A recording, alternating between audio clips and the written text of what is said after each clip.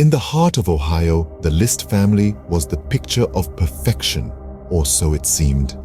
John List, the patriarch, wore the mantle of a successful banker. His wife, children, and mother were the epitome of a comfortable, luxurious life.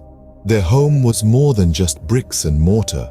It was a symbol of an enviable lifestyle, a testament to their affluence. Yet beneath this glistening surface, a storm was brewing. John List, the man who had it all, was silently wrestling with a demon that threatened to consume him: financial ruin. The walls of their opulent home concealed a secret, a ticking time bomb that was ready to explode, ready to shatter the illusion of perfection. The List family, once the beacon of an ideal life, was on the brink of an abyss, teetering precariously on the edge of a cataclysmic fall. But the perfect family image was about to shatter. One chilling November day, the unimaginable happened. A day that would forever be etched in the annals of criminal history. John List, a seemingly ordinary man driven to the edge by desperation, committed an unthinkable crime. In his quiet suburban home, List executed a plan so meticulously designed it sent shivers down the spine of even the most seasoned investigators. His target, his own family, his mother, his wife, and his 3 innocent children. A man who was supposed to be their protector became their executioner. John List was not a spontaneous criminal. No, he was far from it. He had meticulously planned each step, each move, each moment. As if orchestrating a macabre symphony, he choreographed his actions with a precision that was terrifying in its coldness. His motive: to save them from the shame of bankruptcy. He saw no other way out of the financial abyss he had fallen into. In his twisted logic, he believed he was doing them a favor, delivering them from the impending humiliation and despair.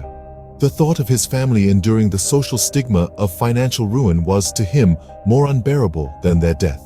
After the dreadful deed, List didn't flee in a panic. Instead, he composed a letter confessing his crimes, detailing his motives, expressing his warped sense of love and duty.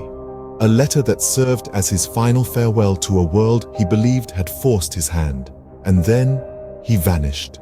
He left behind the gruesome tableau of his family, the chilling echo of his actions, and the blood-stained letter. A home that once buzzed with the laughter of children, the warm chatter of a family, was now a chilling monument to a horrifying crime. And just like that, John List disappeared into thin air, leaving behind a blood-stained legacy. A legacy that would haunt the annals of crime for years to come. A chilling reminder of the darkness that can lurk behind the facade of normalcy. The law enforcement was on a manhunt, but John List was always a step ahead. This was no ordinary chase. John List had meticulously planned his disappearance, making the pursuit a daunting task for law enforcement. Each lead seemed to evaporate into thin air, every trail turning cold. List's foresight had enabled him to cover his tracks with an uncanny precision that left even the seasoned detectives scratching their heads. For 18 long years, the specter of John List haunted the investigators. He had managed to morph into a new character, assume a new identity, and start a new life in Virginia. His past was buried deep under the layers of this new persona, making it nearly impossible for anyone to connect the dots. The man who was once on top of their most wanted list had become a ghost, a phantom that eluded reality. The ghost of John List, it seemed, had vanished forever. However, justice has a way of catching up. So it did for John List. After nearly 2 decades on the run, List's past finally caught up with him. A television show, America's Most Wanted, a forensic sculpture of an aged John List. This sculpture was not merely an artist's interpretation, but a result of meticulous research, old photographs, and deep psychological insights. The resemblance was so accurate that it included the same pair of eyeglasses that List was known to wear. Broadcasting this eerily accurate sculpture nationwide led to a deluge of tips. Among these tips, one from Virginia proved crucial.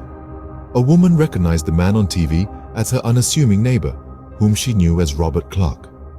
Following this tip, Authorities moved in swiftly, apprehending the man living under the false identity. The faceless fugitive was finally revealed to be John List. His trial was swift and the evidence compelling.